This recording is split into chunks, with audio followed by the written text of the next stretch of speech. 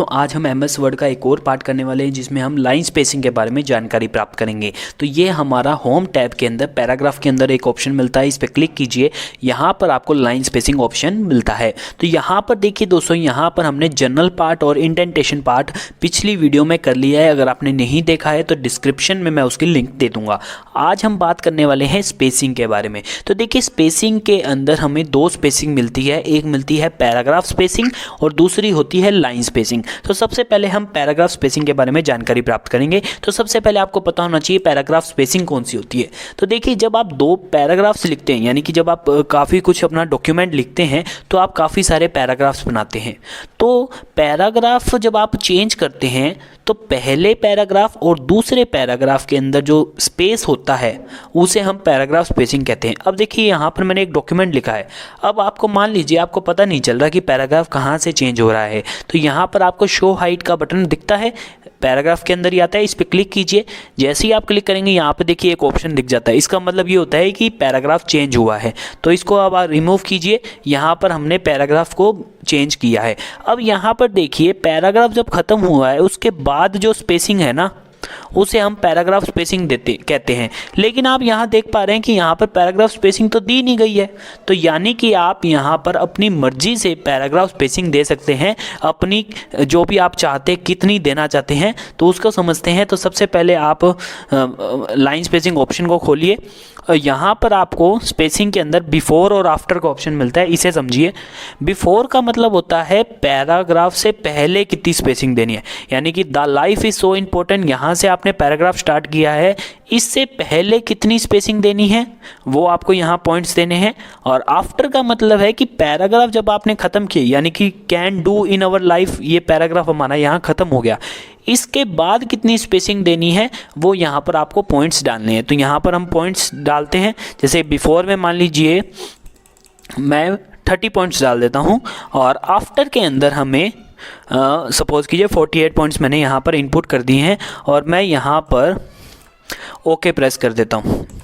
देखिए आप देख पा रहे हैं कि यहाँ पर जब आपने पैराग्राफ स्टार्ट किया था यहाँ पर स्पेसिंग दे दी गई है इधर साइड में, यानी कि बिफोर पैराग्राफ, और आफ्टर पैराग्राफ आप देखिए यहाँ पर भी स्पेसिंग दी जा चुकी है। यानी कि हमने ऑटोमेटिकली जितनी आप स्पेसिंग चाहते हो उतने पॉइंट्स आप इनपुट कर सकते हो। अब मान लीजिए आपको हल्का सा ज़्यादा लग रहा है तो आप उसे कम भी कर सकते हैं। अब एक चीज़ देखिए, यहाँ पर मान लीजिए आपने यहाँ पर इनपुट कर दिया है, अब आप ना चाहते नहीं है, मतलब कि आप इसे रिमूव करना चाहते हैं जो आपने स्पेसिंग दी है, तो उसे रिमूव कैसे कर सकते हैं। सिलेक्ट ऑल कीजिए। सबसे पहले सिलेक्ट ऑल करने के बाद यहाँ पर लाइन स्पेसिंग ऑप्शन पे क्लिक करेंगे तो यहाँ पर आपको ऑटोमेटिकली दो ऑप्शन दिए जाते हैं। एक होता है रिमूव स्पेस बिफोर पैराग्राफ और रिमूव स्पेस आफ्टर पैराग्राफ। अब मैं रिमूव स्पेस बिफोर पैराग्राफ करूँगा तो आप देखना बैकग्राउंड में देखिए ध्यान से, मैं क्लिक करता हूँ। देखिए जैसे ही मैंने क्लिक किया जो हमने स्पेसिंग स्पेसिफाई करी थी ना 30 पॉइंट्स की, वो रिमूव हो गई। इसी तरीके से रिमूव स्पेस आफ्टर पैराग्राफ, तो इस पर क्लिक करेंगे। देखिए जो हमने स्पेसिफाई करी थी ना कि भाई 48 पॉइंट्स की स्पेसिंग होनी चाहिए, वो यहाँ पर रिमूव हो गई है। तो आप अपनी मर्जी से स्पेसिंग दे सकते हैं बिल्कुल आसानी से। तो ये हमारा फर्स्ट पार्ट हो गया है कंप्लीट। अब बात करते हैं लाइन स्पेसिंग के बारे में। तो लाइन स्पेसिंग के अंदर आपको काफ़ी सारे पॉइंट्स मिलते हैं, आइए समझते हैं। सबसे पहले आप समझिए लाइन स्पेसिंग क्या होती है। अब देखिए आपने यहाँ पर पैराग्राफ लिखा है, राइट। अब फर्स्ट लाइन और सेकंड लाइन ध्यान से समझिएगा, फर्स्ट लाइन और सेकंड लाइन के जो बीच में जो स्पेस दिया गया है ना उसे हम लाइन स्पेसिंग कहते हैं। हर लाइन के दो लाइन के बीच में जो स्पेस है उसे लाइन स्पेसिंग कहते हैं। और इस स्पेस को भी आप कम ज़्यादा कर सकते हैं। जी हाँ दोस्तों, आप अपनी मर्ज़ी से इस स्पेस को चेंज कर सकते हैं बिल्कुल आसानी से। तो आइए इसे समझते हैं। तो यहाँ पर हम क्लिक करते हैं। यहाँ पर लाइन स्पेसिंग के अंदर सबसे पहला ऑप्शन आता है सिंगल। अब सिंगल का मतलब ये होता है डिफ़ॉल्ट। जी हाँ, डिफ़ॉल्ट का मतलब है कि जो एमएस वर्ड हमें ऑटोमेटिकली ये लाइन स्पेसिंग देती है, सिंगल लाइन स्पेसिंग की। तो इसको क्लिक करने की ज़रूरत नहीं है, ये ऑटोमेटिकली हमारे पास होता है। अब बात आती है 1.5 लाइन्स की। 1.5 लाइन्स पे जैसे ही आप क्लिक करके यहाँ पर आपको ओके प्रेस करना है। देखिए ओके जैसे ही आपने प्रेस किया तो यहाँ पर दो लाइनों के बीच में, अब ध्यान रखिएगा ये पैराग्राफ के अंदर की बात कर रहा हूँ मैं, तो यहाँ पर दो लाइनों के बीच में यहाँ पर एक स्पेस स्पेस हमारे सामने आ गए जो कि है 1.5। अब आपके दिमाग में एक चीज़ आ रही होगी कि दूसरे पैराग्राफ में यहाँ पर क्यों नहीं हुआ। वो इसलिए नहीं हुआ दोस्तों क्योंकि हमने जो कर्सर था वो फर्स्ट पैराग्राफ पे इनपुट किया हुआ था, यानी कि जहाँ पर आपका कर्सर, जिस पैराग्राफ के अंदर आपका कर्सर होगा उसी पैराग्राफ में ये चीज़ें एप्लीकेबल होगी। अगर आप पूरे पेज में करना चाहते हो तो उसके लिए तरीका क्या है, आप अपने जो भी डॉक्यूमेंट है उसको सिलेक्ट ऑल कीजिए, कंट्रोल ए की मदद से। आपने सिलेक्ट ऑल किया, अब यहाँ मैं क्लिक करता हूँ लाइन स्पेसिंग के अंदर, मैं 1.5 करता हूँ और ओके प्रेस करता हूँ। तो देखिए आप देख पा रहे हैं हर पैराग्राफ के अंदर ये स्पेसिंग हो गई है। इसी तरीके से यहाँ पर आपको डबल मिलता है। अब डबल में क्या होगा आइए कर देखते हैं। डबल में डबल साइज़ का स्पेसिंग हो जाएगी। अब आप जाइएगा नहीं क्योंकि दो इंपॉर्टेंट चीज़ मैं यहाँ बताने वाला हूँ। तो अब आप समझ गए। अब सेकंड पैराग्राफ क्यों नहीं हुआ, क्योंकि हमारा कर्सर फर्स्ट पेज पे था, फर्स्ट पैराग्राफ पे था। अब यहाँ पर इंपॉर्टेंट चीज़ आती है एटलीस्ट। अब इसे समझिए, एटलीस्ट का क्या मतलब होता है। एटलीस्ट का मतलब होता है कि इतने पॉइंट्स की स्पेसिंग होनी ही चाहिए। जैसे कि यहाँ पर जैसे ही आपने एटलीस्ट किया, ऐट वाले ऑप्शन में एक और कॉलम खोल गया है, इसके अंदर आपको पॉइंट्स डालने हैं। मान लीजिए मैं यहाँ पर 50 पॉइंट्स डालता हूँ, 50 पॉइंट्स डाल देता हूँ, राइट। अब 50 पॉइंट्स का क्या मतलब है कि मुझे यहाँ पर 50 पॉइंट्स की तो स्पेसिंग चाहिए ही चाहिए दो लाइनों के बीच में। 50 से ज़्यादा हो जाए तो कोई बात नहीं, लेकिन 50 तो होनी ही चाहिए। अब मैं इसे ओके प्रेस करता हूँ। देखिए यहाँ पर जैसे ही मैंने ओके प्रेस किया तो यहाँ पर 50 पॉइंट्स की स्पेसिंग हो गई है। अब आप ये मत कहिएगा सेकंड पैराग्राफ में क्यों नहीं हुआ, क्योंकि हमारा कर्सर फर्स्ट पैराग्राफ पे था।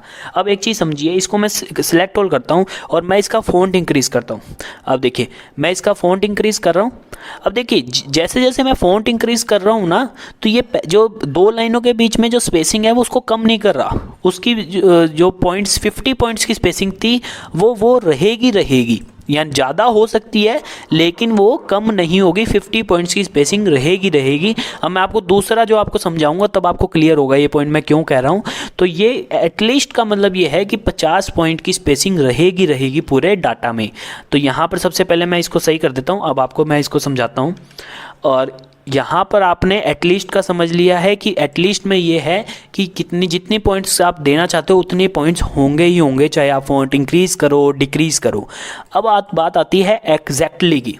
इसे समझिए, एग्जैक्टली का मतलब ये है कि आपने पर्टिकुलर पॉइंट दे दिया कि मेरे को 50 पॉइंट की स्पेसिंग चाहिए, राइट। अब उस 50 पॉइंट से स्पेसिंग के ना तो ज़्यादा होएगी ना कम होगी, 50 ही रहेगी।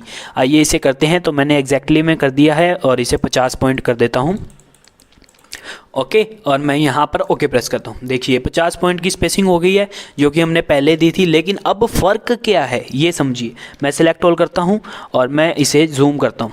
अब ध्यान से देखिएगा, ये देखिए जैसे मैंने इसका फ़ॉन्ट इंक्रीज़ किया, एक तो यहाँ पर स्पेसिंग कम हो गई, राइट।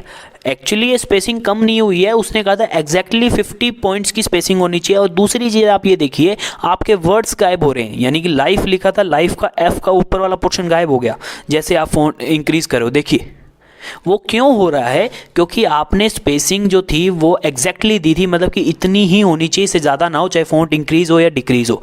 लेकिन एटलीस्ट में क्या था कि 50 पॉइंट होनी ही चाहिए, ज़्यादा हो जाए तो कोई बात नहीं। तो उस टाइम जब आपने फ़ॉन्ट इंक्रीज़ किया तो वो फ़ॉन्ट के अकॉर्डिंगली उसने 50 पॉइंट की स्पेसिंग दी थी। तो ये चीज़ ध्यान रखना है, जब आप एग्जैक्टली का यूज़ करें तो आप पहले से तय कर ले कि आपको यहाँ पर फ़ॉन्ट जो है वो कितना रखना है। तो ये चीज़ बहुत इंपॉर्टेंट चीज़ थी जो कि मेरे को समझानी बहुत ज़रूरी थी यहाँ पर।